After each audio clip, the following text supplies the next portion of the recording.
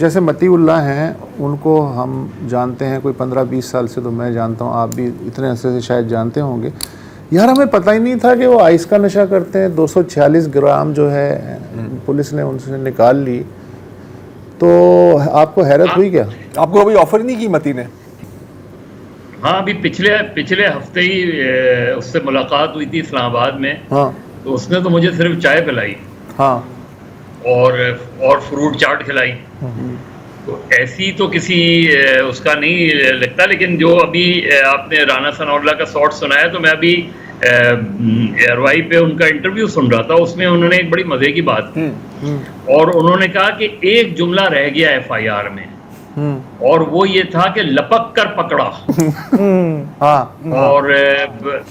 اور جس طرح رانا ثناء اللہ بیان کر رہے تھے، وہ یہ کہہ رہے تھے کہ انہوں نے آئی جی کو فون کیا اور آئی جی سے کہا کہ یہ کیا مذاق ہے، اس طرح کی چیزیں بنا کر آپ کیا شو کرنا چاہ رہے ہیں. اور اپنے بارے میں کہا کہ مجھے تو 14 کلو ہیروئن تھی تاکہ کیپٹل پنشمنٹ ہو جائے.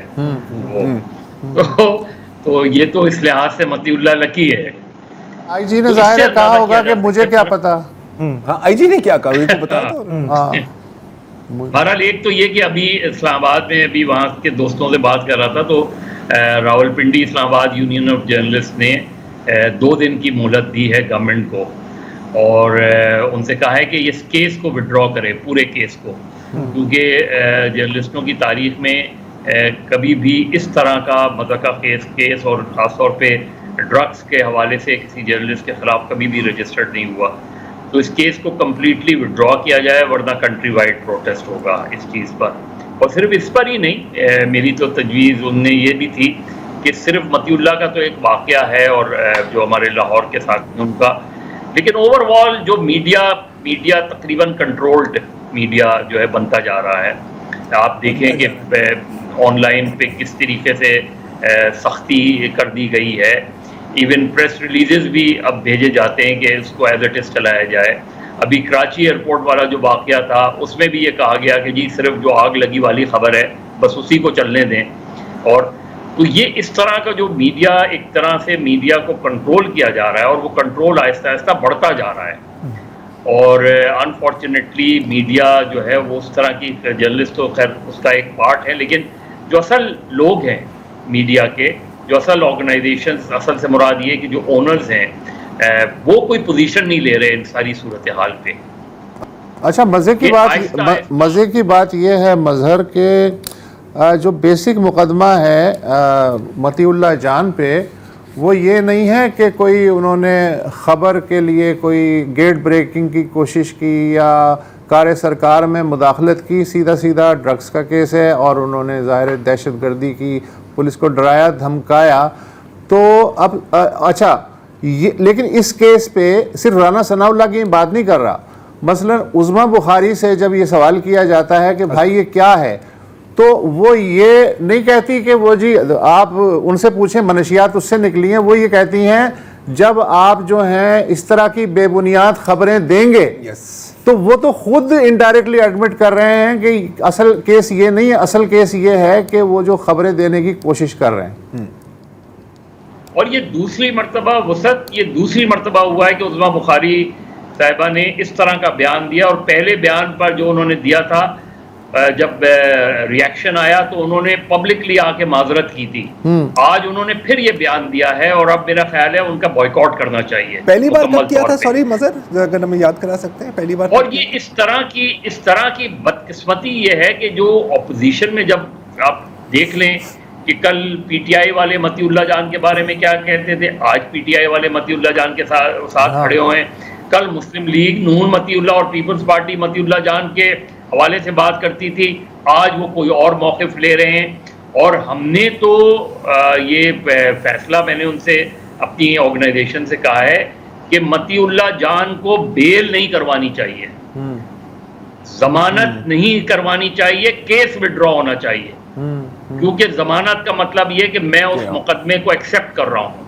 آج سوشل میڈیا پہ 2020 کی chief minister of Punjab Shahbaz Sharif کی ایک ٹویٹ بھی چل رہی ہے، جس میں انہوں نے متی اللہ جان کی 2020 میں خان صاحب کی حکومت میں گرفتاری کی شدید مذمت کرتے ہوئے کہا ہے کہ یہ آزادی اظہار پہ حملہ ہے چیف منسٹر شہباز شریف، اور کہ یہ اگر اس کو کچھ ہوا اس کے ذمہ دار وزیر اعظم ہوں گے سر، اور کوئی نہیں، کوئی چھوٹا بندہ نہیں، وزیر اعظم. آج کی سچویشن میں آج جو مقدمہ مطیع اللہ پہ بنا ہے اس کے ذمہ دار بھی وزیر اعظم ہوں گے، اور یہ وزیر اعظم ہی اس کے ذمہ دار ہیں، وزیر اعظم ہی یہ مقدمے کو وڈرا کریں، اس لیے کہ یہ بالکل بوگس مقدمہ ہے. اور میرا خیال ہے کہ یہ پتہ نہیں کیا جو جس مائنڈ سیٹ کے ساتھ ہوتا ہے. ابھی تو ہمیں جو پہلے مطیع اللہ کو غائب کیا تھا اس کے بارے میں جس طریقے سے کہا گیا تھا ہمیں اس کا ہی نہیں پتا کہ اس کے بعد اس کا نتیجہ کیا نکلا، اور اس کے بعد جو اور جرنلسٹوں کے ساتھ ہوتا رہا ہے.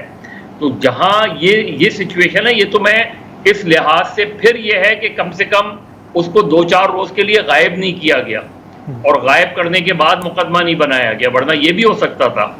اور مقدمہ بنا ہے یہ بالکل، اور میرا خیال ہے کہ اس پر بڑا شدید رد عمل آئے گا.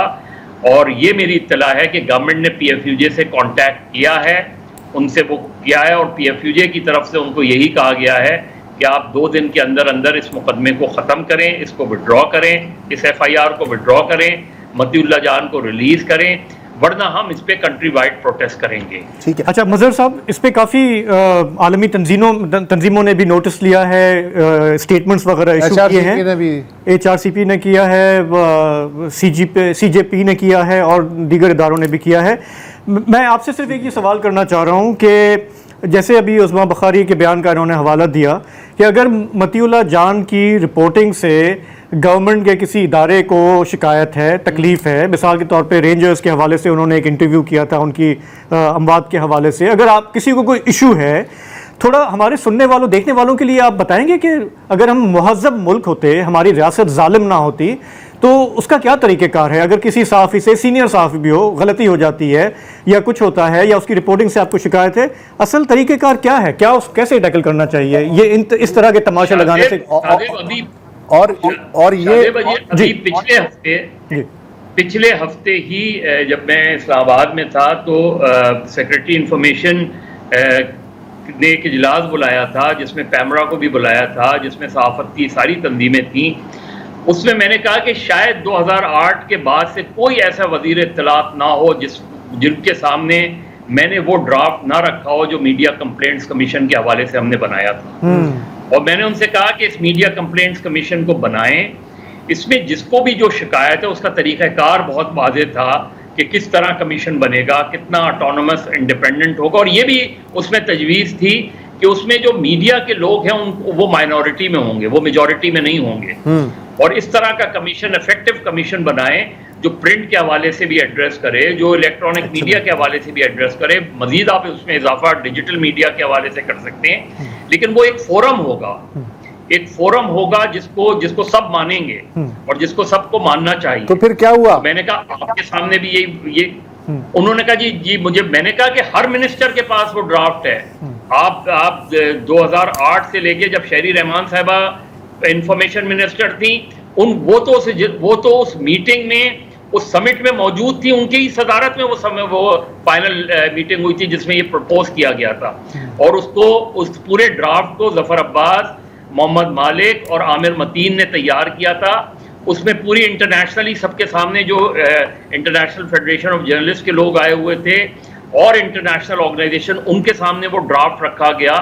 اور اس کے بعد سے فواد چودھری، مریم اورنگزیب، یہ فردوس عاشق ایوان، یہ سب کے سامنے وہ ڈرافٹ کیا. آج بھی وہی سلوشن ہے اس کا.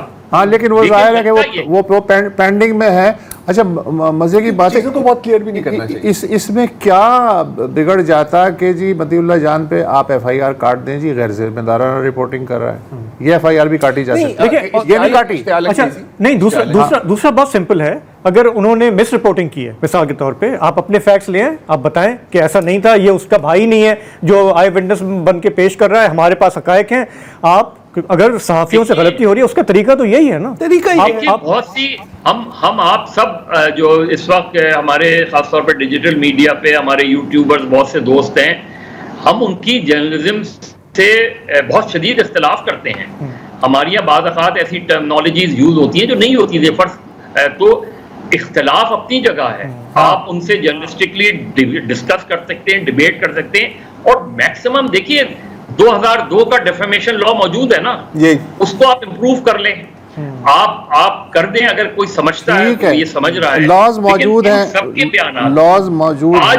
آج مطیع اللہ کے اریسٹ پہ جو لوگ اس کے اریسٹ کو کنڈیم کر رہے ہیں, پولیٹیکل پارٹیز, پولیٹیکل لیڈر, کل جب وہ حکومت میں آئیں گے اور ان کی حکومت کو مطیع اللہ جیسے لوگ کرٹیسائز کریں گے تو وہ اس وقت وہی بن جائیں گے جو آج کے حکومت.